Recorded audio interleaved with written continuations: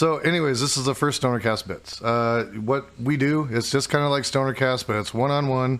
StonerCast is usually about 2 hours. We have like 5 or 6 people. This is only about an hour or hour and a half, or as long as we just talk, and until we burn each other out. And really, it's just about kind of the same things. It's a little bit about cannabis, but I also like to take the opportunity to get to know you a little bit more and just connect, because I know, and I'm actually glad that you came on, because we've been on a few different panels together at different times. Like we've been definitely kind of like bumping into each other in the Twitter sphere, or Twitchosphere, as I call it, Twitchosphere. But we haven't had the chance to like get together and like rap one-on-one. And I know that there were actually a couple times that we were on some panels where we actually aligned quite a bit, especially around like parenting and stuff like that, so I've been intrigued for a while to talk to you anyway, so this is a perfect opportunity. Oh, perfect. Do so. Yeah, and I just to say my piece on that too. The thing that I think is really toxic right now, as much as it doesn't drive views or whatever, is like everybody has to be fighting about everything all the time. It's always got to be cutthroat. The other person has to be fucking evil or malevolent or anything like that. And I know it's bad for views and metrics and algorithmic shit to be charitable and trying to bring the temperature down a little bit. But I do think that there is some potential things that are left-wing that could be right-wing if they were phrased better, or things that are right-wing that could be left-wing if they were phrased better. And so I try to be the bridge of communication between those two worlds, whereas I still have my principled shit that I'll get triggered about too. Oh, hell yeah. I appreciate that. And like, honestly, you're fucking meme king on Twitter too. You got some pretty funny memes you pop off, dude. I can't help it. I'll be like, fucking Connor again, dude. That's my it's my bold strategy, is to post a bunch of fucking boomer memes. So even if the leftoids are like, oh, this is such a dog shit take, they're like, okay, I can't be too hard. He posted some cute boomer memes the other day. Like it's all right. It's all 8D chest. Yeah, I mean, like you're kind of talking about the contention. The whole reason that I even started doing this thing was strictly because I noticed that exactly what you're talking about. In this space, there is so much contention. Like right now, I've even got some stuff going on Twitter with certain personalities, and I'm going to talk to them tomorrow about that. But at the end of the day, even when I go to talk to that individual, my aim isn't to like go in on them and like grab for the throat or anything. I have concerns. I have opinions that differ, and I just want to air them out. And hopefully, it just stays civil, because I think that we get a lot further if we can have those conversations that way. I think that we can make a lot more headway, and find a lot more common ground too. So like StonerCast and even like StonerCast Bites, the whole idea is like, you know what? It's an oasis. You don't have to deal with that shit. And hopefully through this, we bring a few people together that didn't know each other before, and they can collabo or build a friendship or something. And we can kind of start building bridges instead of spending all this time burning them, because I came into this space, it's been a little over 8 months, maybe closer to 9, almost ready to have the baby. And nice. I mean, from jump, I came in, like the first thing I came into when I came into Twitch was the Dylan and Prime shit that happened, Now you're gonna jump down the rabbit hole, but like that was like my introduction to Twitch. Twitch polls, like actually being a streamer in Twitch polls, and getting slapped with that, and I'm like, oh shit, it's like that. Oh fuck me, like, do I really want to be in this shit? I got some new people, so I'll try to sum it up quickly for them. Sure. So basically, like the space ad, I have a lot of Warhammer 40K people coming in because they love breakdowns of Warhammer 40,000. A lot of people are getting into the universe. It's a science fiction, hyper-violent, fun universe. Mm-hmm. And then some people bleed over into the political shit. So for the people who might not be watching, Jason Society and I are in a cult. And the cult is called Twitch and YouTube Politics. And it's basically where there's a few debate shows, Prime Kai being kind of like the Reverie in particular, being like the Monday Night Football, like really aggressive kind of parking lot knife fight debate show, where if you're kind of starting out, like after the show, You can go on the open panel, but it's also a good place to cut your teeth if you're just trying to get into the debate scene. And he's a good friend of mine, or at least I consider him a friend, and he's a good dude overall, even though we viscerally fucking disagree with each other on some pretty heinous shit. And then Dylan, on the other hand, it's kind of like the big show, like on Friday with the Hippy Dippy, where they take, some people who have proved themselves in this space, and then they throw them together, and they try to build the chemistry so it's like just volatile enough to keep everybody's attention, but then there might actually be some real nuggets of wisdom every now and then. And that's the way that, talking to the producers and shit, that's how they try to do it. But of course, this place feeds on drama and people attacking each other and all that kind of shit. So I don't really want to get specifically into the drama, but there was drama between Prime and Dylan, or Dylan and Prime, I guess. And it just was like so toxic, and it sucked for everyone, because all of the people, like, they talk to these people, they're friends with people, we enjoy spaces together, we debate together, like all that kind of stuff. So it's like, who are you going to ally with? And fortunately, it kind of exploded and then imploded, so it didn't destroy everything. But it was still kind of a shit time to be in Twitch and YouTube politics, because you were basically watching a lot of people that you liked and respected, who had collaborated in the past, kind of taking sides and all calling each other pieces of shit. So I'm not surprised that was alarming to you, because I think I'd gotten into it maybe like 6 months to a year before you did. Yeah. So, it was a rude awakening, though. I was like, oh boy, all right. Gets personal sometimes. Yeah, and so I played into that a little bit, because I was new to shit, and I didn't quite, I hadn't, really cut my teeth, like you were saying, at the debate sphere out here, and this, like how it's done in Twitch. So yeah, it took me a little bit. I had my missteps, and but what I found out of all of it is I really just enjoyed when I was able to have some good and funny conversations, which would happen from time to time on those panels, And I was like, I want to find a way to cultivate that, the good and the funny part, right? And surprisingly, I wish I would have been able to put more together for this, but I had some personal situations that kind of pulled me away. But I would have promoted the hell out of this. But surprisingly, since I've started doing StonerCast, there's a lot of people that tune in, and like it seems like our viewership is growing every week, and I think that we're tapping into something. I think there's actually an appetite for it. There's a lot of people that just don't. They're fucking tired of it, They hear it all fucking day. You need a palate cleanser. Yeah, exactly. So we're the weekly palate cleanser, and now bi-weekly palate cleanser, because we're doing StonerCast Bites now. But so the background aside, I'll get into the serious questions now, right? Like, so as a cannabis consumer, do you have a preferred methodology? Do you have a preferred type of strains that you like? Like, what's your deal with it? Like, where are you at with it? What does it do for you?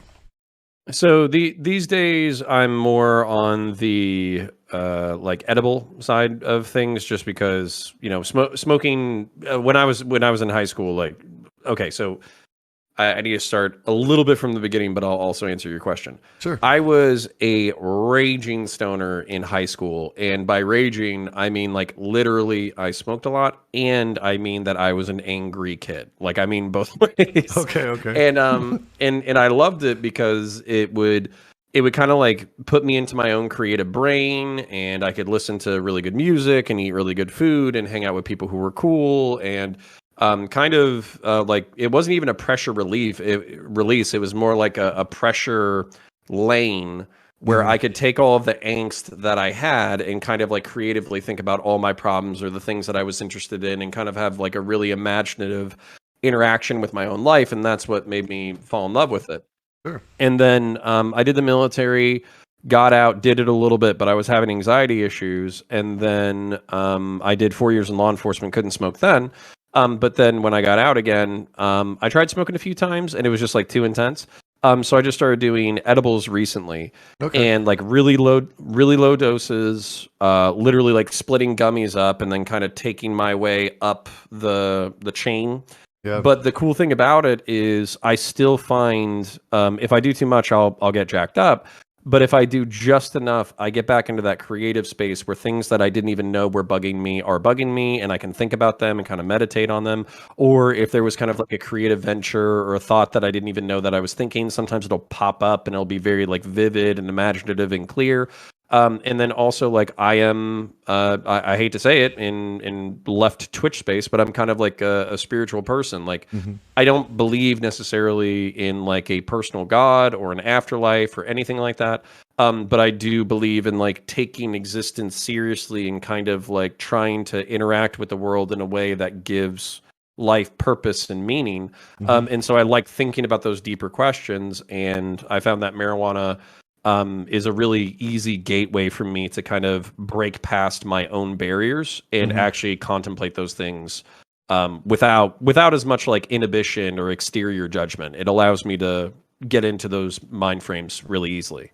Yeah, open up the mind a little bit. You know, I think Aldous Huxley said it best: once the doors of perceptions have been cleansed, mankind can see things as they truly are, infinite. So, I think there's some validity to that. I think that when you're able to get yourself into a different state for a little bit, you know, hopefully not permanently, you know, nobody wants to be addicted, but, you know, to be able to do that, to step away and, you know, find some insight or, you know, clarity about things is great.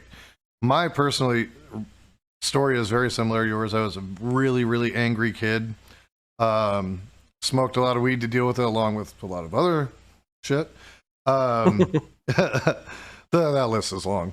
But weed was the thing that was the one that I like, a drug of choice. The first love. Yeah, it's like that was it. And so, you know, I did that, and I was a little high school juvenile delinquent and did all the bad things, and ended up leaving high school at 16 with a GED, and I went and I lived on the streets. I was a gutter punk.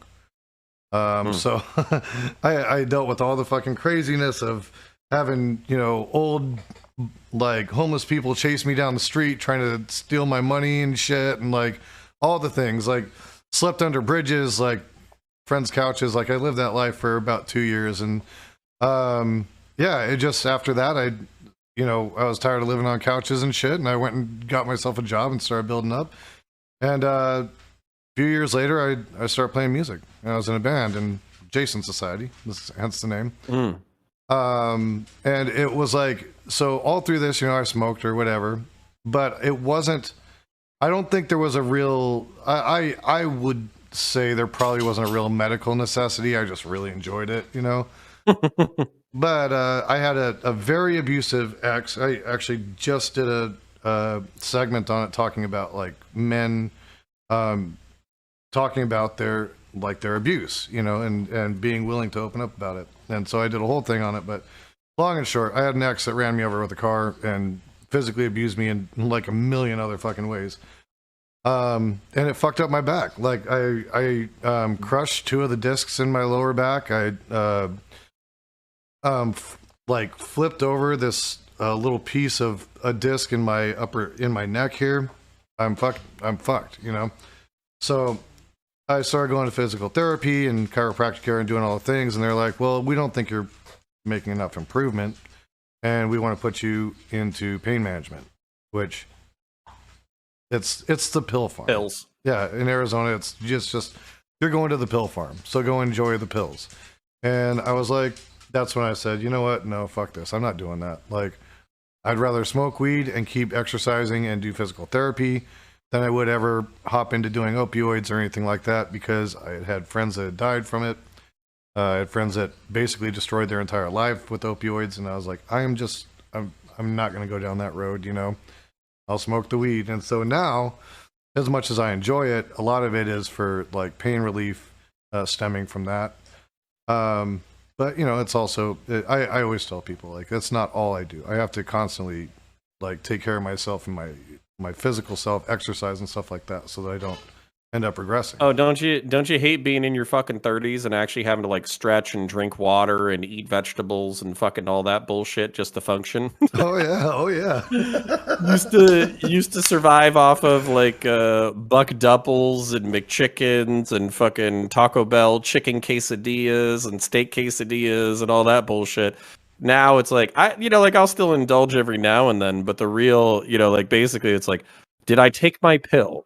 Did I drink enough water? Did I eat my vegetables? Did I stretch today? How long have I been sitting in the chair? Do I need a massage? Do I need to take a shower? And it's like, fuck, man. Like, how like, where's the time where I just get to enjoy being? And I think that's like, that kind of gets back into the conversation of like, sometimes when you're older, it seems like it's tough to just enjoy existing.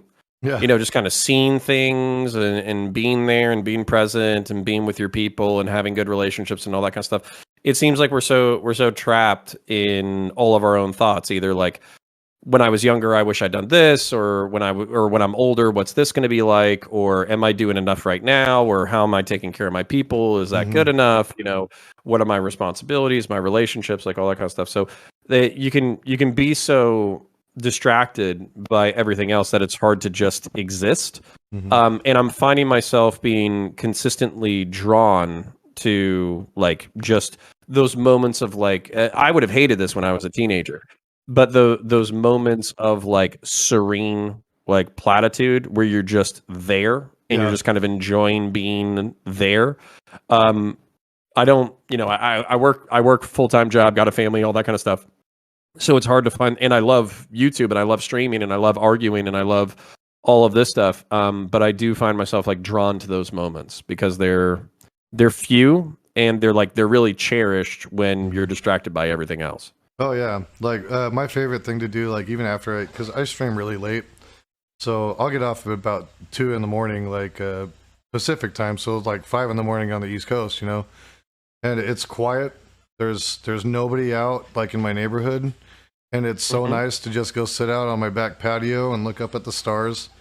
I got a really good view, and I'll just sit there and I'll burn me a little. Like I don't roll like big old fat hooter joints. I just roll really small ones, and I'll just sit out there and I'll puff on that and just kind of like reflect. Reflect on the stream, reflect on my day, and just like it's that little moment, like kind of what you're talking about, like a little moment of serenity where I just get to sit there and just kind of enjoy being. So I get a lot of that from that. So me right now, I'm big on the concentrates, kind of for a similar reason probably to why you originally were tapping into the edibles. When I first started doing concentrates, I'm a single dad. I ended up with my daughter when she was 6 months old. I've had her whole life, so just been basically me and her. So. How old is she now? She's 12. Oh, that's amazing. Fuck yeah. Yeah. She's an honor roll student. She's artist, does her own graphic design stuff, all that. So I'm a proud papa for sure. No, that's fine. No, that's seriously amazing. Like a lot of, the stereotype is kind of like of the dudes who don't care or they fuck around or they have a whole bunch of women and a whole bunch of kids and they don't pay attention or any of that kind of shit. So the fact that you basically raised a daughter for 12 years. I got a 4-year-old kid in the other room sleeping, and the wife's putting him to bed and handling everything. And dude, fuck, it's hard. And I got another person. I got a partner. And like my wife and I, particularly when she was like, or when my son was like 2, we're like, we love each other.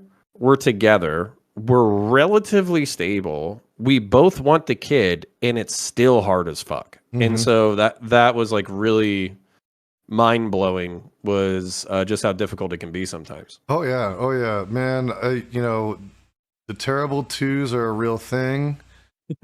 Oh my god, they're a real thing. Like I swear. I love my kid though because he's such a smart. Yeah, she was so, like, she's such a sweetheart now, but when she was really young, she was so much worse. Like, she was just very, well, number one, she was clingy to me. It's like she would grab onto my leg. If I went anywhere and we were out in public. She was hiding behind my leg. It's like she found a way to fit perfectly just behind my leg, and she just kind of peek out and look at people like, who's that, you know? And I took her to the grocery store one day, and this elderly woman comes up to her, and you know, we're like standing together, and she's like, "Oh, you're just so pretty. You're such a beautiful little girl." And she looked up at her, and she like kind of gave her a like mean mug, and she's like, "I'm not talking to you. I don't know you. I don't talk to strangers." And I'm like, "Say thank you, for fuck's sake, dude." I'm like, I'm so sorry, you know? But like, that's how she was. She was very people wary. And like, now she's a social butterfly. Like, it's like, I just went to her and her friend's birthday party last night. And like, I gotta tell you, I had a total fucking dad moment. Like, I'm sitting there watching her and her friends, and they're like laughing and stuff. And I don't know that this has ever happened to me quite like this, but I was watching them like interact, and I just got choked up, and I was like, God damn, dude, like, she's so happy, and watching her with their friends and just the interaction, it was like a moment of pure joy, like the way they ran up to each other, and even her friends came up and gave me a hug, and I'm like, it was just like, oh damn, man. Oh, this is amazing, you know, and it just kind of recaptured those moments of when I was like in those preteen years where like, it was like, oh, I got my good little clique of friends and we're all hanging out, you know? And so like, it was funny because all the adults were kind of hanging out around the bar and like, you know, having drinks or whatever. And I'm like hanging out with the kids, like, what are we doing next? Let's go play some games, you know? Like, yo, I gotta, so talking about the kind of like interacting with people that you would normally dislike, potentially in this space, I gotta shout out a friend who most people hate. His name is Enternax, and he's like a Christian conservative, and he's like very conservative and very hyperbolic, and really doesn't. He's very abrasive, and he's kind of shitty to everybody. But I gotta thank him because through something he said to me. He kind of gave me one of those dad moments, and I wouldn't have gotten it if he hadn't said something. Mm-hmm. And so he basically said, like, I went to the DMV and I saw, you know, like a parent like staring at their cell phone and their kid was yelling at him or whatever. And so the parent just like hands him the phone and like ignores him for the rest of the time, and they're just sitting there ignoring each other completely. And like for me, like I'm tired as fuck, and I'm a parent, so like I've done that shit before. And on top of that, I still do that shit because guess what? I got to survive, motherfucker. Like if you want to help me, like constantly have conversations with a 4-year-old who doesn't stop talking, then you can come help me have that, right? But he made a broader point, which is like people are so addicted to their phones, they're kind of ignoring their kids, and there's like a lot of interactions that you're missing out on by not being present and ignoring your phone for the few hours that you have with your kid. And so I kind of got to hate him for this too. My son asked me to play tag at the park. And so we start, like, even though I got a fucked up back, I got similar issues to you. I start playing tag with him. And before I know it, we started like a 10-kid tag game. All the other parents are still on their phones. You know, they're still surfing, talking to maybe the one other adult that they know that they're kind of friends with. They're all just kind of, and they're all laughing at me because like I kicked off my flip-flops, and like even with back pain, I'm like sprinting, you know, past like a bunch of 4-year-olds and like, you know, borderline knocking over some like 5-year-old or some shit playing tag. And, you know, it is that kind of shit. Like, so basically what I'm really saying is be open to good information from sources you might consider bad. So just because like somebody's like a political opponent or they're a fucking asshole or they, you know, they talk shit to you or whatever, that doesn't mean that they're not going to be right about like one thing. And if you listen to that one thing, then you might get a moment that you really cherish. Yeah, and it's funny because I am not a religious person, but I grew up in a very religious household. But it's interesting, though, being that I grew up religious, my dad was both a divorce attorney and a minister, so go figure that one out. He was marrying and divorcing people. He was getting paid on both ends of the thing, you know. He made sure he had a corner on the market. I got a religious joke, but I'm not going to say it. Oh, was he Mormon or was he Jewish? Like. No, he wasn't. He was interestingly enough, he was not. He was a Methodist, but But he did have 4 kids. He's getting paid on both ends. I'm sorry, 5 kids. Yeah, he did have 5 kids from 5 different women.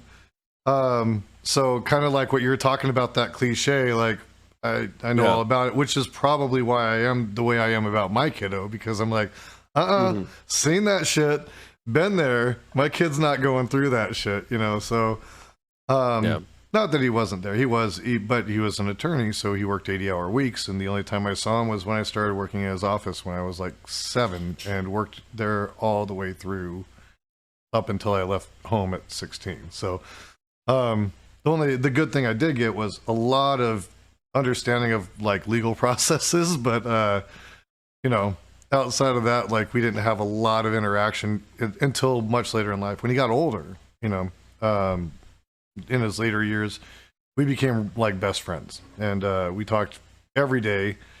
We fought vehemently about politics because he was very much, you know, a conservative, and I'm very much not. And so, you know, we would go at it, and it was kind of interesting because his mother, my grandmother, was about as liberal as you could possibly imagine for her time frame. She was one of the lobbyists for the truckers unions, Teamsters Union.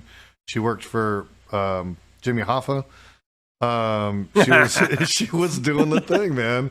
She was doing the thing. She'd go all over the country, but you know, she had her own issues too, you know. But it was just interesting because when I was a kid, it was them two at the fucking dinner table going back and forth, like shooting darts at each other. And it was every single night, you know? And it'd just be like, so me and my little brother, we got pretty hip to what was going on here, you know? And my grandma in her later years, obviously starts having some dementia issues and stuff like that. But what we realized is if we just shouted out a politician's name, she'd start losing her shit, and my dad would start in with an argument with her. So like we'd be sitting at the dinner table and we'd be like, damn, I want to get up, like, you know, because Bill Clinton. Yeah, exactly. It'd be like Bill Clinton, John F. Kennedy. Oh, JFK, he was the best president. Let me tell you, I saw him speaking. You know, she'd go on this whole thing, or you'd say Bob Dole, and she'd be like, that son of a bitch. You know, and she'd like go into this whole thing and pound her fists on the table. She had these really big hands, like really big knuckles, and she'd like pound her fists on the table, and you could just see the whole table like move up and down. Yeah, going up, and it was fucking wonderful. Yeah, so I come from a long line of Irish family, and my parents are Christian pacifists. So they really like they grew up in the 1970s, and they didn't want to be a part of the war. And then my dad missed the draft by 2 years, but he had a bunch of friends who did get drafted. And but then, like, ironically, so they started out as hippies who didn't do drugs, but they were Christian pacifists. Then they moved into being 1980s commercial yuppies. And, you know, basically, if like there was ever a political frame that shaped their lives, it was like Reaganism, like, you know, individualist, conservative, entrepreneurial, anti-tax, like anti-welfare, anti-this, anti-that, very corporate. And, you know, despite them actually like starting a business and failing, being in monstrous amounts of debt, and then working themselves out of it by being corporate. Basically, they kind of passed on some of that bullshit to me. And I was always wondering, because like we didn't fight that much at the dinner table. We had like very like thoughtful, normal conversations. How was your day? Tell me something good about what happened today. Tell me something bad about what happened today. Like very, almost like from a book, like how stereotypically, you know, quote unquote, like good it was. Right. But then I go visit my family who's from Boston, and they're a bunch of fucking Irish alcoholic, tobacco addict, argumentative, politically savvy sacks of shit who spend like 4 hours at the family reunion screaming at each other. And I'm like, oh, okay, these are my people. Like I've been stunted in this like sanitized, like leave it, you know, whatever fucking 1950s, you know, world. And yet my actual genetic lineage is screaming and alcoholism and tobacco and debate and fighting. And there was something kind of cool, like these people fought like really aggressively, but you could tell that at the beginning of the conversation they were fucking with each other, and you could tell by the end of the conversation they were fucking with each other. So there was always like this like undercurrent of love while they were basically yelling at each other and calling each other pieces of shit. And so that's like really, that's really like, if there was something that I could bring to Twitch politics that I could like force everybody to do, is like, you don't have to like people to love them. You don't have to agree with people to work with them. You don't have to like, there's so much baggage where like you get outside of like, you're talking about purity politics. There's so many people who are willing to just like cut other people away instantaneously. Whereas I feel like what we could all benefit from is like, let's tap in, let's fight, let's tap out at the end, and then let's come back and do it again soon. And that's kind of like, I wish we had that more mentality where it wasn't like a fight to the death. It was more of like a Coliseum sparring session. Sure. Where we would fight out the ideas. Maybe somebody would be better off. Maybe some people would be worse off, but we would spread those ideas and then we would come back and do it again and continue to try to further the discourse without literally thinking the other person is evil. Yeah. That's what I wish we were at, but unfortunately we're not. Not yet. I think we can get there though. I think that there are a lot of people that just want to see like have the conversation, you know. Yeah, and I get that can be like a privileged position, but still. But you know what? I think there's a lot of people that are like coming into the space more recently that I think are a little more willing to talk to certain groups of people. I'll be the first one to say, it wouldn't behoove me to talk to white nationalists or Nazis or people like that. But that's just my personal preference because I've had to deal with them IRL and I have a really, really strong opinion because of my interactions in real life with them.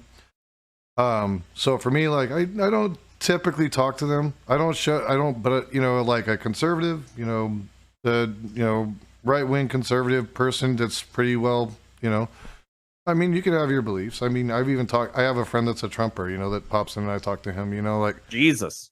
Yeah. And, No, I'm kidding. There's a lot of them. And I think there's even some in my audience, but like, I don't know how you continue to insist that Trump is playing 4D chess at this point. Like, I don't know how you continue to say that. As long as you don't think JFK is coming back to run as his VP, I think we're good, Okay. Well, I saw that and I was like, all right, 2 more weeks. All right, let me know when it happens. 2 more weeks. And dude, there was some people where I was like, hey, when is 2 weeks up? And they're like, oh, well, 2 more weeks. I was like, motherfucker, like, when are you just going to admit that the thing that you thought was going to happen, which is like, they were acting like they were 10 head IQ, like, Giga Chads, who knew that, like, basically Trump was going to succeed some way legislatively, where the Kraken was going to be unleashed and Trump was going to be reinstated and Biden and the deep state were going to go to jail. And then I was like, okay, when? And like month after month after month kept rolling by. And of course it never fucking happened. Well, and, I'll be honest, like, even when people say like Trump's going to go to jail, I'm sitting here like, probably not. Probably not. Probably not. Like, it's don't get your hopes up. I mean, wishing one hand, shit in the other, and see which one fills up first. Like, I'm just not seeing it. Like, so I'm kind of the opinion of like, I don't want to say I think the committee is a good thing, but I'm also like, to what end though? Like, that's why I keep saying to myself, to what end? Like.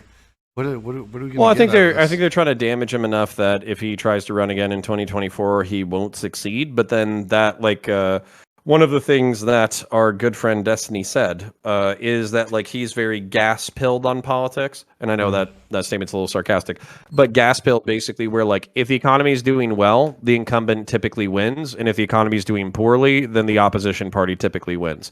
And, like, I'm not saying that's going to happen. There's a lot of mitigating factors. The Supreme Court's doing their thing. Roe v. Wade is on the table. All these laws are on the table, all that kind of stuff. But it does seem like if the economy is king, then we can expect like Republicans to take back the House and Senate a little bit. And then we can expect a lame duck presidency from Biden. And then if the economy is still dog shit by 2024, then maybe a Republican president, whether that's DeSantis or maybe even Trump. Yeah. It's I'm not saying it's probable. I'm saying it's possible if the economy isn't doing better by then. Actually, I think even most people on the left would agree with that. Like, you're not going to really get an argument because the biggest complaint that most of the people I know that, are kind of in my circles talk about is that they're still fucking struggling. You know, like there are all these talks about these big bills going through and all this stuff happening, and none of it happened, and we're still fucking sunk. You know? Fucked. Yeah. So I think I'm going to agree with you on that. I think you're right. Well, I want to articulate something that you mentioned. Like, there's a different left that I think, unfortunately, is probably dead. But I could respect it, and that left is like the working left. And what I mean by that is like working class and middle class people who basically work their asses off and they know what their worth is because they make the country run. And then they advocate for decent benefits and decent pay and decent vacation so they can actually have a dignified life. Okay. Yeah. That's the left that I could support. But then what I kind of find is, you know, we can have conversations like that, but then it seems like with that left comes a lot of hangers on that I absolutely fucking despise. And so it's like, you know, anti-work leftists, or it's the communists, or it's, you know, the socialists or whatever. I don't know where you lean, but there's just some shit that's like very utopian to me. So a bunch of working class and middle class people getting together in order to make sure that Americans have dignified lives. Okay, cool. Like there's probably a lot that we could compromise on there. But as soon as we start talking about like, let's, you know, abolish, I'm using straw men, but, or radicals, but like, let's abolish the nuclear family, or let's abolish gender, or let's abolish this or abolish that, or, you know, like a lot of this shit fucking, it just throws me in the opposite direction where whatever compromise could be made is lost. Yeah. And like, don't get me wrong. Like I've always said, yeah, I'm definitely fucking on the left. You know, I'm definitely, I have never classified myself, oh, I'm a socialist, democratic socialist, you know. I know that I have issues with the way capitalism works, but at the end of the day, I also understand that we live in a system, in a government that not everybody agrees with my perspective, right? And so I know that the easiest way forward right now is to figure out how we can best help everybody, you know? So, like, somebody said to me, well, you know, like, are you not a revolutionary? You don't want massive change and, you know, all these things. I said, of course I do. You know, of course I love Medicare for all. Of course I love all these things. And I do want those. But if I can chip away at something and get something smaller that'll still help everybody and everybody can agree on that and it makes big change for a lot of people, I'm not going to be mad at that. That's a fucking accomplishment. Right. That's great. That's good. Like, but I think, yeah, the thing is like, we want everybody just to fucking change their mind and turn on a dime and all be on the same page, and then it's going to be, you know, perfect. And that's just not the way it is.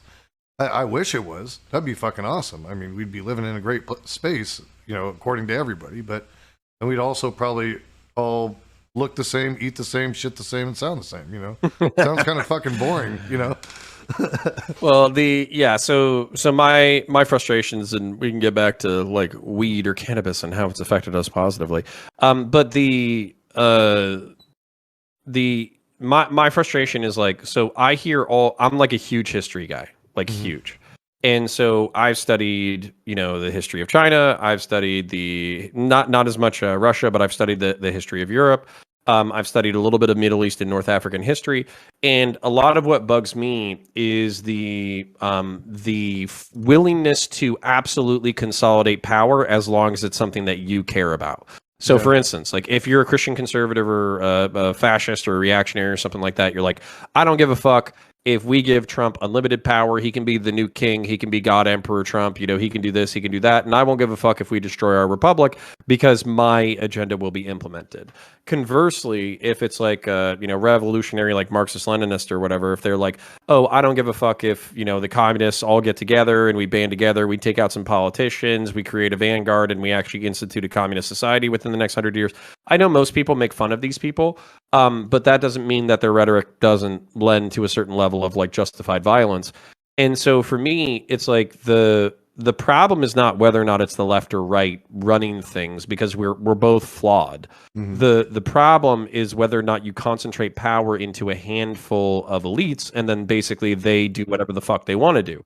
I think if you look at the CCP, if you look at China, which is like, you know, Marxist, Leninist or Maoist society, What happened was they took the oligarchs and the bourgeois of like 100 years ago and they replaced them with the party. And now the party are the elites. They get, first bid on the cars, they get the buddy deals, their corruption is overlooked. They can probably have a whole bunch of like secrets and all that kind of shit and do whatever the fuck they want.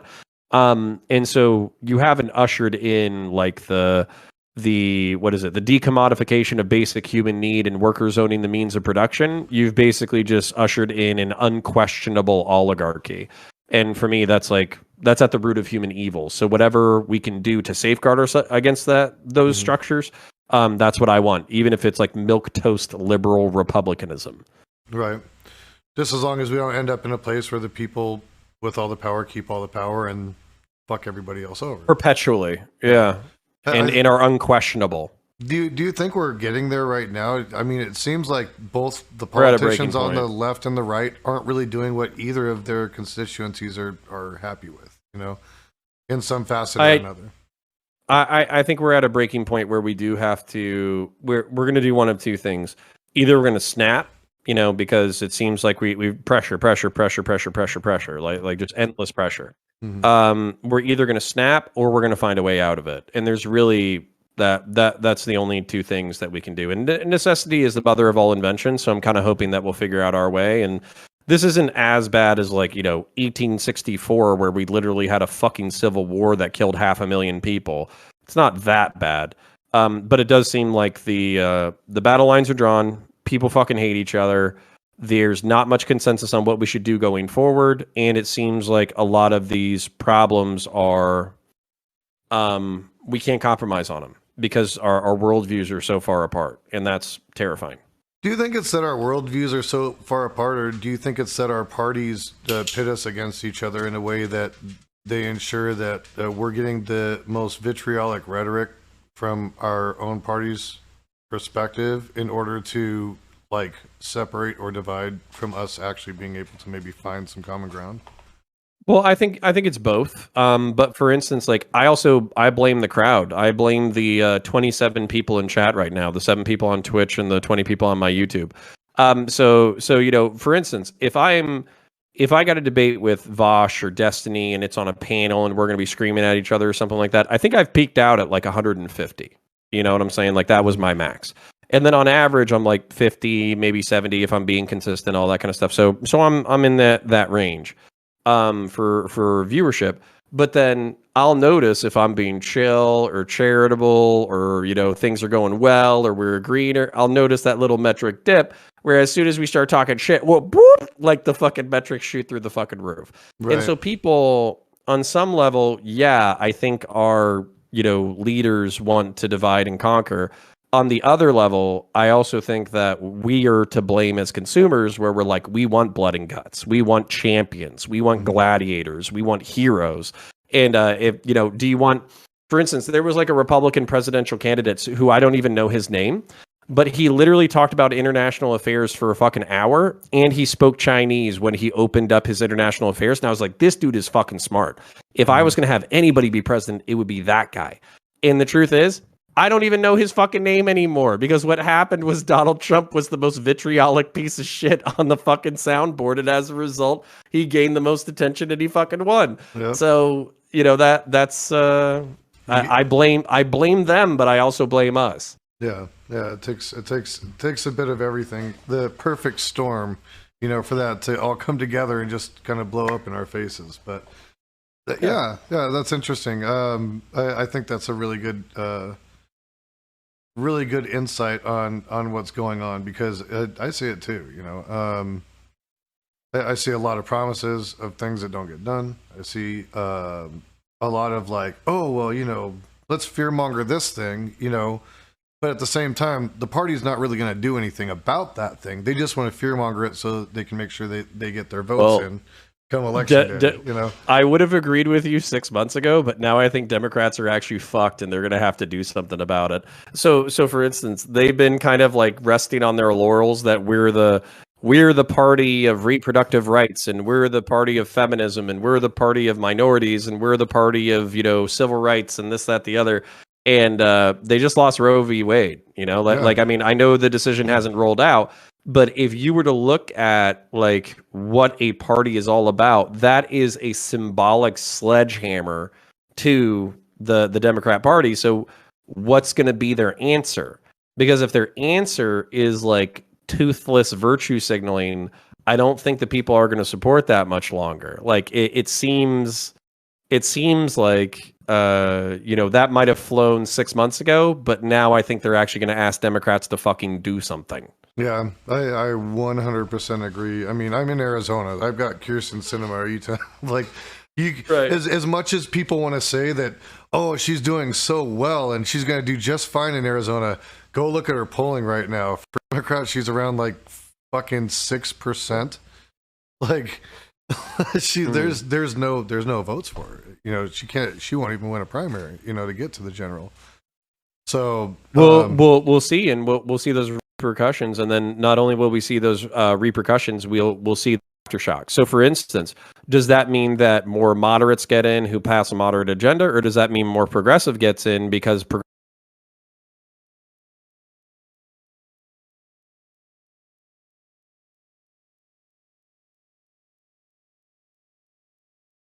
at like culture war trends as far as what's going on in America? It seems like if you're under the age of 40, you either think socialism is the decommodification of basic human need and workers owning the means of production if you're online and you're a fucking dork. Mm-hmm. But if you're not online and a fucking dork, you basically think socialism is the Nordic countries, that right. You have like a redistributive economic system that gives you basic social entitlements that makes your lives livable with some level of dignity, and the government guarantees that. And that is a lot more popular with the younger generation because they've basically been fucked since birth. Mm-hmm. And what's even weirder is I was born in the late 80s. So I wasn't fucked since birth. I had an excellent childhood. I had like an excellent early teenage years, and I've just been fucked since I was an adult. Same. I was born. I'm an old man. I was born in 1980. So do the math. I'm 42. Yeah. And my high school, I had all the art programs. Like, it was so weird. My daughter goes to the same elementary school that I went to. And I go in there and I look at the programs they have now, and they have fucking fuck all. And I'm like, we had a music teacher that was like a professional singer that actually fucking starred in plays on Broadway. That was our fucking choir director in elementary school, Right. Like, we had band teachers, like full on art labs with these huge art bays with like the sinks and the tubs. And I mean, it was fucking hooked up. Our school was hooked the fuck up. We had a radio station. I was actually on the radio station. That's where I started getting out in front of the public, you'd say, back when I was 11, talking to Ryan Sandberg and Clint Black and, some of those guys. Like, so I did the whole thing. But yeah, like, met baseball players, met country singers. They'd come into the fucking school to like get interviewed and stuff by these kids, these huge ass stars, They'd be like, whoa, what the hell, man? And, I wasn't into country, but, you get an opportunity to interview Clint Black. You're meeting a fucking star. You'll suck it up a little bit. Yeah, shit, why not? So, I got to do a lot of cool shit like that. And my kid goes to the same school, and all of that shit is gone. Like, no radio station.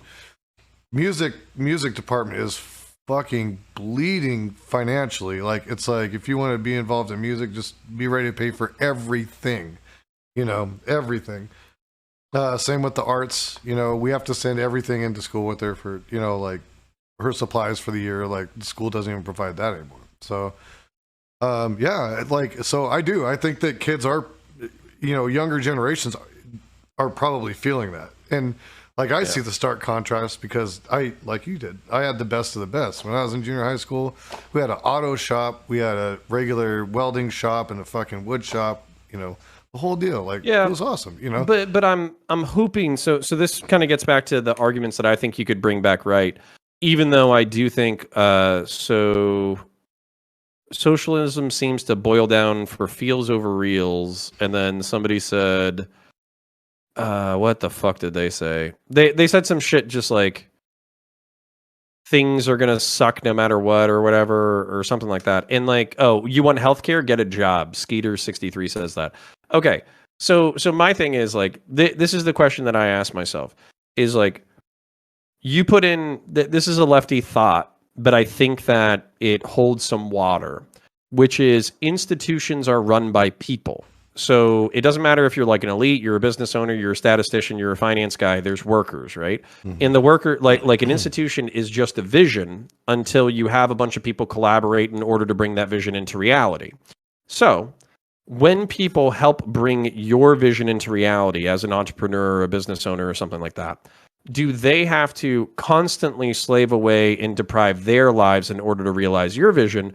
Or once you get a certain level of success, should it be expected that they can live a dignified life? Should they be able to work 40 to 50 hours a week, pay their bills, hang out with their family, enjoy themselves, maybe buy a few toys, take a vacation once every couple of years, and have a good life, right? Mm-hmm. Including if they're going to be workers, which means that they're going to be dedicating a third of their week, literally half of their waking time to your institution, should they be able to take care of themselves physically through healthcare or exercise or any of that kind of stuff? And for me, the answer is an unequivocal yes. We were not like, I'm trying to say this to the rightoids. We were not born onto this planet in order to make economic numbers fucking go up and then die. Like you're not a fucking ant. You're not a worker bee. You're a human being with a lot more ability to achieve your dreams than any of those subservient animals. So why not enable a society to create functional human beings like that? And if we're going to create functional, healthy, happy human beings who have balanced lives, who can enjoy their families, raise their kids, and actually have a few toys before they die and maybe go on a vacation or two, then should we enable their initial success by giving them decent education and opportunities to explore themselves, like you said, through a welding shop, through through a shop class, through an art class, through a radio station program, through an art program or anything like that? And do you enable that kind of human flourishing, or are we all just fucking material inputs in a fucking chart for some megacorp? And unfortunately, I still think it's latent in the right that plenty of people will say, I'm a fucking cog, plug me in the machine, I don't give a shit, I'll hustle my way out of the bottom, and if I don't get health care, or if I die, or if other people don't get health care if they die, fuck them. And that attitude is still latent in the right, unfortunately. I see it coming around, but it's there. Yeah, I mean, my argument, like I always make the capitalist argument for like M for A, which is that why should a business have to pay for people's health care? You know, they're already bridled to having to pay for the labor. They didn't sign on to pay for health care. Let the government pay for it. You know, that was actually Andrew Yang's argument. He was arguing that from a private entrepreneurial standpoint and from a business standpoint, we're saddling businesses with that cost, and then we're also saddling private entrepreneurs in there. And basically people are taking less risks because they have to maintain their benefits in order to try to do it. So what would an economy look like if that wasn't one of your risk factors? But then this is where I want to veer it back center, because that was basically an impassioned pitch for, I don't know, funding schools and having healthcare, which is considered a left-wing idea, unfortunately. So for the rightoids or whatever, or for to maybe slap the leftoids away a little bit, that doesn't mean the decommodification of basic human need or workers owning the means of production. You still got to work, bitch. If you got to fucking, like, if you have an able body or an able mind and you have a skill or a talent to contribute to society, then it's your job to take a healthy chunk of your week, contribute it to the economy, make sure that other people can benefit based off of your labor, and then you will retain some of that worth in order to get back to it. It's not an excuse to be lazy or shitty or parasitic or anything like that. And I think that's the reason why rightoids kind of like repulse from entitling people to a dignified life, is they're worried that people are going to expect a dignified life without giving anything in return. Yeah. And I think when you get down to the base and you actually talk to people who are like the real middle class and, you know, working class people, like they'll tell you none of them want to do nothing. You know, we all want to work. You know, the people that are advocating for that, we all want to work. But do you want to be a YouTube streamer, or do you want to be an electrician? Because those are two different things. Well, I work in network security, so you know, I'll stay with network security. You got your wage gauge. I mean? Yeah, you know.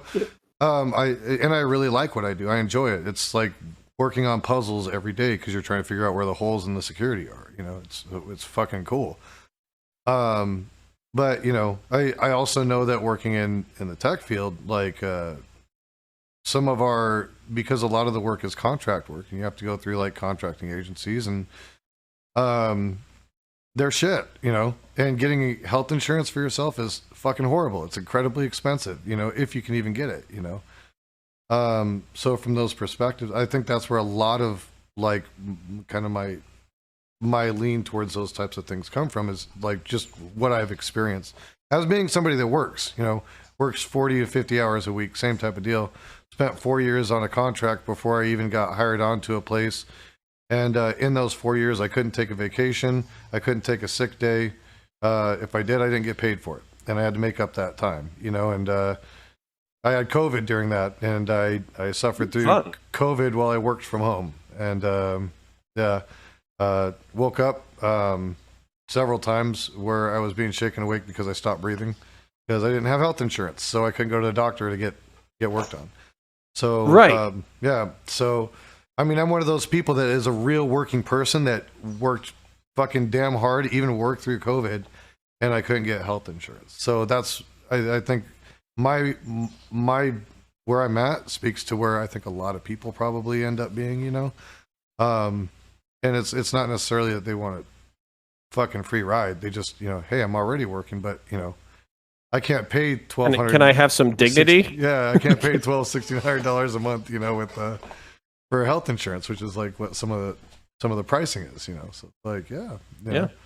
Well, in the in my frustration with this, like, I don't know, this resentment of the like working class or whatever. So I would prefer if people in my audience could like picture like Maslow's hierarchy of needs or whatever, where as a matter of fact, I kind of want to bring it up on stream actually.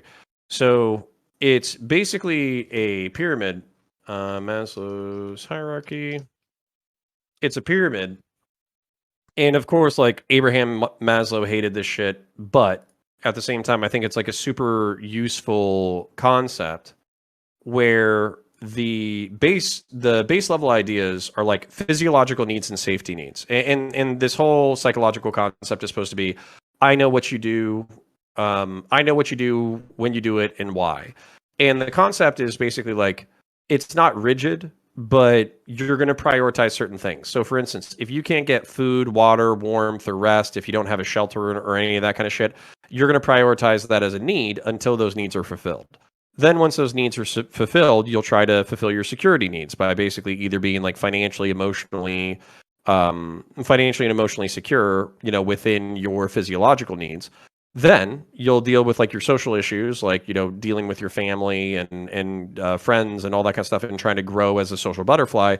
And then esteem is kind of like related to like ego and how you pursue prestige and social accomplishment and climbing the hierarchy. And then self-actualization basically has to do with being the best person that you can be. And so for me, I feel like the government shouldn't guarantee the entire hierarchy. That's impossible. There's no way to guarantee all that shit. But we already trust them to do security with law enforcement in the military. We don't have to make everything in the physiological area like public, but you know, we should subsidize these things to guarantee people like food, water, and shelter. And then when it comes to like the social and the ego stuff, we should allow the market to use its creative endeavors so people can be social, so people can be grow and flourish as human beings, and so they can go pursue goals and leverage their talents in order to contribute to the broader society. And so for me, wanting to support those first two needs already makes me a fucking commie compared to most conservatives. Right. But for me, it's like it's almost self-evidently obvious that if you wanted the maximum amount of good for the maximum amount of people, you don't want to have an overbearing government that guarantees all of these tiers, but you do want to have a government that makes it easy for people to climb these tiers, particularly when they choose to. Sure. Yeah, absolutely. I love that. So what gummy did you eat today? Just to change the subject for a second. Oh, it's called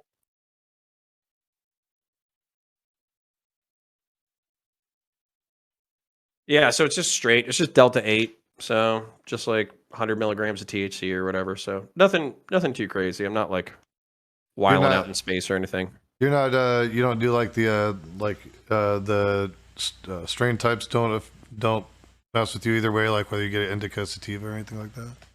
No, but like I am familiar with like, indica is supposed to be like the chiller one, sativa is supposed to be like the very brain functioning one and all that kind of stuff. And so I would say that I'm probably more into indica at this point because I do have nerve pain issues myself. But sativa, like that was my entire high school, was like, let's take as much sativa as possible and let's think about cool shit and write it down and then have it be indecipherable jargon when I become sober again. Like that was high school.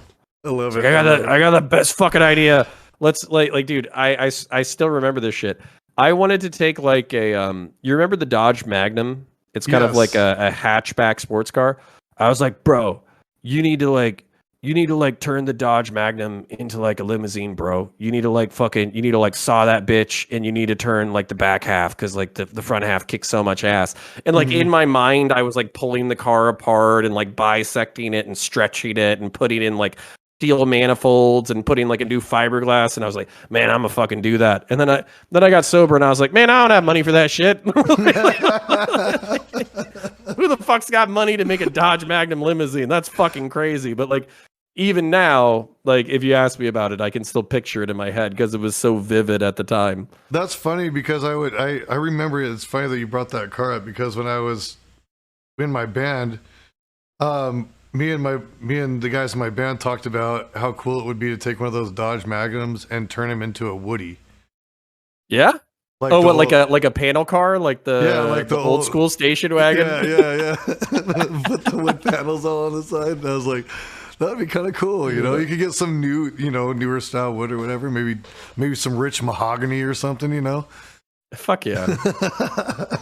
Yeah. So, and like, that kind of circling that back to the original conversation, which is like, I liked getting into a circle with my friends and talking about like, do aliens exist? Or do the way that you perceive color is the same way that I perceive color? Or do you actually believe like literally in religion, or is there something like more serious at the bottom of it, or do you just not believe it at all? And like we would yell at each other about these things, but like it was really passionate. But because we were all blitzed, like it was fun because we kind of knew we weren't necessarily ourselves. So we're kind of like, we're willing to explore the crazier ideas that we're having. Sure. Without real judgment. And then the other thing is like, I remember like beatboxing. I don't fucking beatbox, okay? I'm white as fuck. But like me and two of my other fucking white friends who were white as fuck, we beatboxed in the back of a fucking car for like 30 fucking minutes. And I was like, wait, was that the radio? Or was I making fucking sounds with my mouth for 30 minutes? And it's like, bro, we were beatboxing for 30 minutes. I was like, Jesus Christ, like that's fucking crazy because it sounded great, but I didn't even realize. You're like, I don't know if I can duplicate that. Yeah. So you have a great time with your friends. It's not judgmental. You can have weird ideas and kind of explore what makes you human. It's fun. Yeah, it's the same. I still do that every Sunday. Yeah. StonerCast. I don't know if you've gotten to watch any of them, but they get fucking wild, and it's one of those things where like you never know which direction the conversation is going to turn because you have a bunch of people in there and you're not setting like I don't set a subject. It's like I don't come in, it's not like a debate, where you come in and it's like, oh, we're talking hardcore about what are we going to do about Roe v. Wade? Where do people stand on it? Or, what do you think about, the ramifications of what happened with the Afghanistan plot? It's like none of that. It's just like, all right, guys, smoke them if you got them. And half a dozen stone people. Let's fucking see where this goes. Yeah, no, and that's no, what a genius fucking idea. Because like it takes an act. Like I already know all the people that I still used to get blitzed with back in the day, but now they're in their 30s, so they're either like they don't have a family and they're still partying, at which point I'm like, I'm not going with you to a house party. I got a fucking wife and kid, dude. But like if the other guys or whatever, they all got families and shit. So like the best they can do is like mid-afternoon, 2 beers at a brewery before they go carry on the rest of their day. That's all they can fucking do. Yeah. And it takes like it takes an act of Congress to get more than 3 of them in the same fucking room. Whereas half a dozen adults getting blitzed on a live stream or whatever, I mean, that seems a little bit easier to get together. Oh yeah, that's great. And honestly, like what you described is the exact same thing with my friends. One of my buddies, this guy Daniel, I've known forever. We've been messaging each other like fucking every week. Hey, bro, we're gonna get together this Friday. Fucking shit comes up and like, hey, can we make it next Friday? And it's like, God damn it, dude, you know. Every time. Yeah, and I've got a couple friends like that, and then finally we'll meet up and like we'll hang out, and yeah, it's like a couple hours, maybe, you know, I mean, yeah. And it's like, boom, see ya, out the door, you know. Yeah, and like I blame the logistics of adulthood. It is what it is, and on top of that, like, you know, you got a 12-year-old daughter, and I got, you know, 4-year-old son. I don't prioritize anything else like above him. Like basically, like if somebody says like, hey, you got to do this for him, then I'm like, all right, fuck it, you know, let's go. Like that's the priority. But you know, there is a part of me that doesn't the freedom, you know, like the freedom of being able to get together with the boys, kind of fuck around, not have any consequences, not have to worry about like what's going to happen in a few hours. And what's going to happen in a few hours is dogs got to go out because they got to piss or shit. You know, house has to get cleaned up a little bit. Got to do the dishes. That way there's not a dirty ass fucking sink. Got to wipe down the counter so there's not fucking grungy ass food everywhere. Got to fucking wake up with him because he wakes up at, you know, like 9 or like 8. So, you know, got to get up with him, get him breakfast, like all that kind of shit. So getting fucked up and having philosophical conversations, when it takes a backseat to those logistics, it's hard to fucking scope in. But I do miss that. And honestly, I think that's part of the reason why I've enjoyed the Twitch, YouTube politics space so much is because it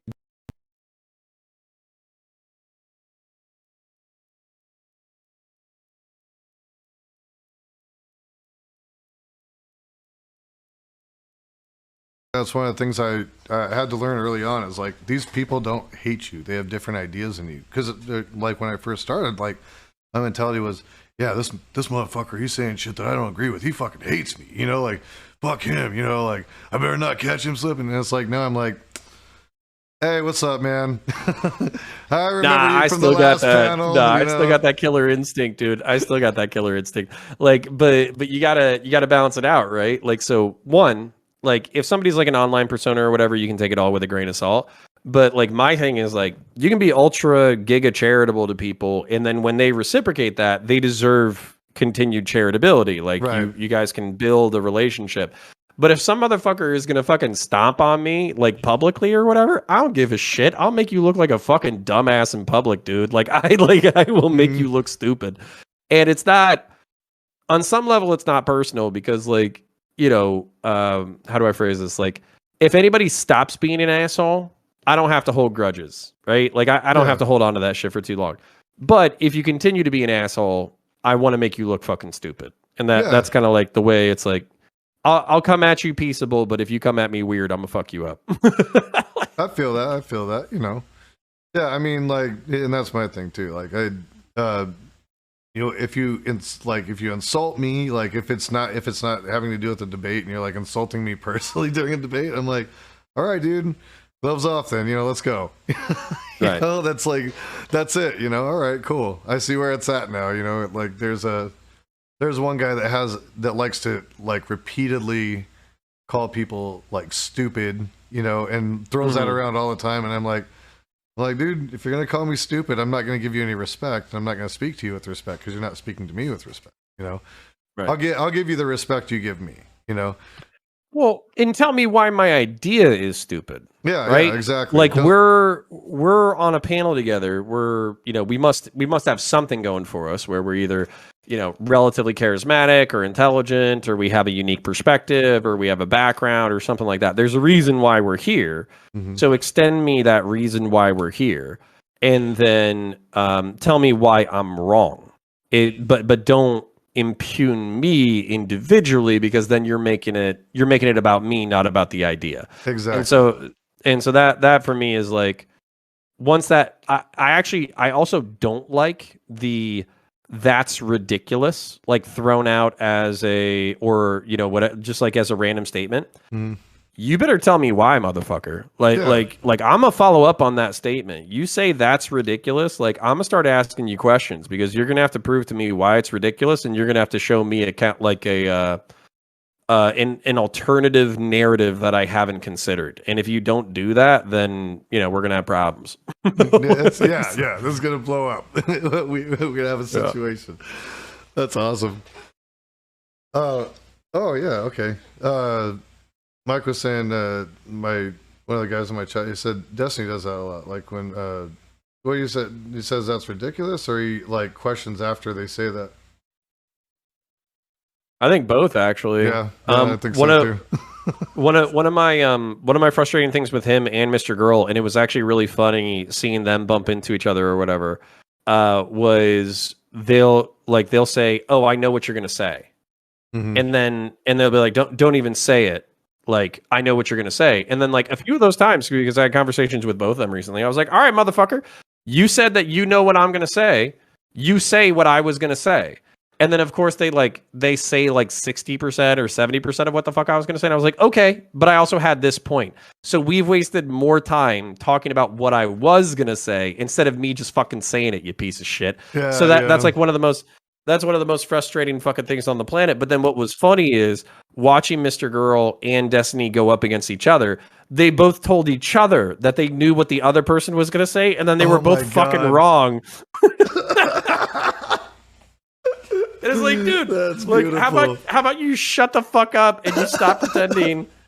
Like, how about you stop pretending that you're fucking psychic and you just let the other person talk? Oh, I'm sorry. Do you have a fucking video game to get back to? Do you have a live stream to get back to? Do you have a fucking, you know, you talk on the internet. Don't act like talking on the internet is a waste of your time. That's literally your fucking job, bud. Yeah, and like, I'm talking a little bit of shit, but like, I think some people were saying you don't have the highest opinion of Destiny.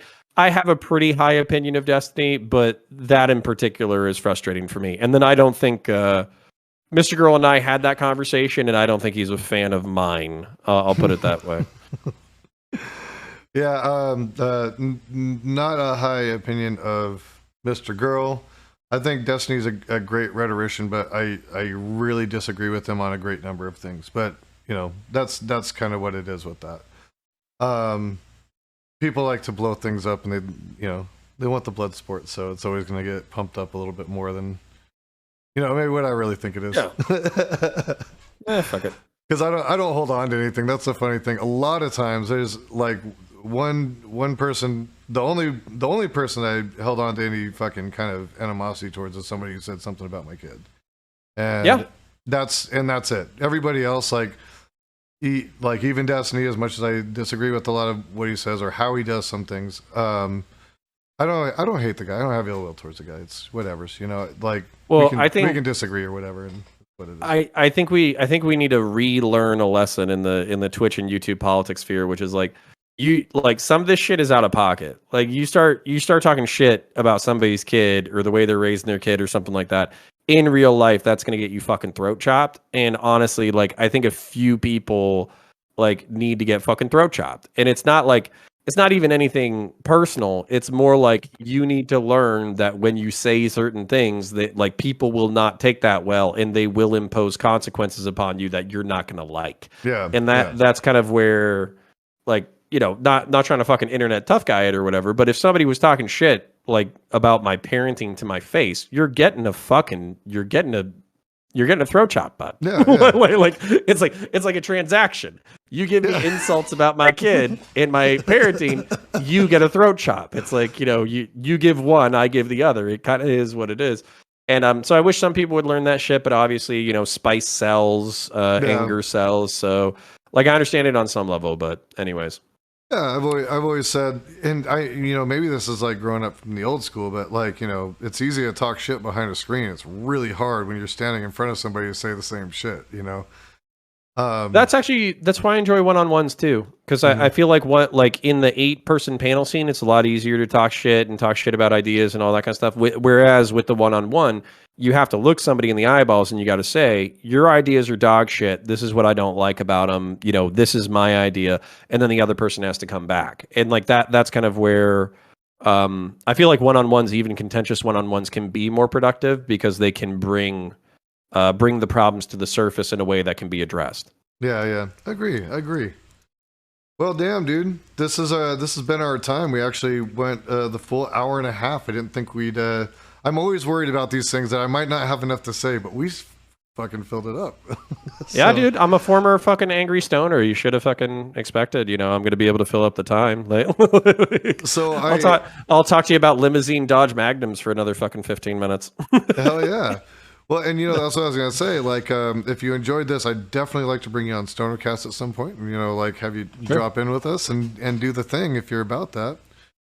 Yes. Sunday. So my weekend's a little bit different. I'm off Fridays and Saturdays instead of Saturdays and Sundays. But if you wanted to do like a limited event at some point in the future, either later at night, because I do get off of work at 7 p.m., or if you wanted to on Sunday in particular, or if you wanted to do something on Saturday, then we could figure something out for sure. Yeah. 7 p.m. What time zone are you in?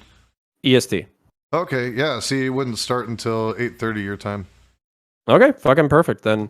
Yeah, I can't promise anything this weekend, and I'm going out of town. I'm actually swinging by your neck of the woods. I'll be in Santa Fe, New Mexico, in about 3 weeks. But yeah, in general, absolutely down. I fucking this like you said, it's needed, like a pressure release, like a valve to just be creative and fun and weird and awkward with other people. It's needed in this space because there's a lot of people who are so fucking tightly wound. They need to decompress.